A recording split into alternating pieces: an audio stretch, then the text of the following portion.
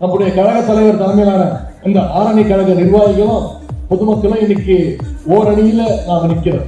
ஆனா நமக்கு எதுக்கு நிக்கிற அதிமுக பாத்தீங்கன்னா எத்தனை அணியில் நிக்கிறாங்கன்னு யாருக்குமே தெரியாது.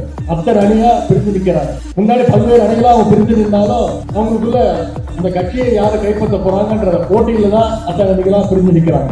எடப்பாடி பழனிசாமியை எப்படி தோற்கடிக்கலாம்னு ஒவ்வொரு அணியும் இன்னைக்கு அந்த அதிமுகவில் போட்டி போட்டுக்கிட்டு வேலை பார்த்துட்டு இருக்காங்க. ஏன்னா அண்ணா திராவிட முன்னேற்ற கழகத்துடைய தொண்டர்களுக்கும் திரு எடப்பாடி பழனிசாமி அவர்கள் துரோகம் பண்ணியிருக்கிறார். ஒட்டுமொத்த தமிழ்நாட்டு மக்களுக்கும் அவர் துரோகம் பண்ணியிருக்கிறார். அமித்ஷாவுடைய காலடியில யார் முதல்ல விழுந்து அதிமுக அணிகளுக்குள்ள ஒரு மிகப்பெரிய போட்டியே நடந்துட்டு இருக்கு. ஆனா என்றைக்கும் பாசிச பாஜகவையும் அதனுடைய அடிமை அதிமுகவையும் தமிழ்நாட்டு மக்கள் என்னைக்கும் ஏற்றுக்க போறது கிடையாது. வெறும் வெறுப்பு பிரச்சாரத்தை மட்டுமே பண்ற ஒன்றிய பாசிச பாஜகவோட இன்னைக்கு அதிமுக கூட்டணி வச்சிருக்கு. பாஜகவை பொறுத்த வரைக்கும் இந்தியாவில் இன்னைக்கு அவங்களுடைய கொள்கை ஒரே நாடு, ஒரே தேர்தல், ஒரே மதம், ஒரே மொழி, ஒரே கட்சி. இதுதான் பாஜகவுடைய திட்டம்.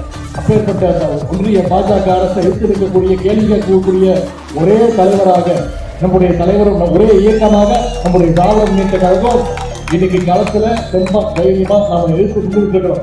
மாநில உரிமைகளை சமூக நீதியை காக்க நம்முடைய கழகம் என்னைக்கும் மக்களோட மக்களா நிற்கும், காலத்தில் இருக்கும்.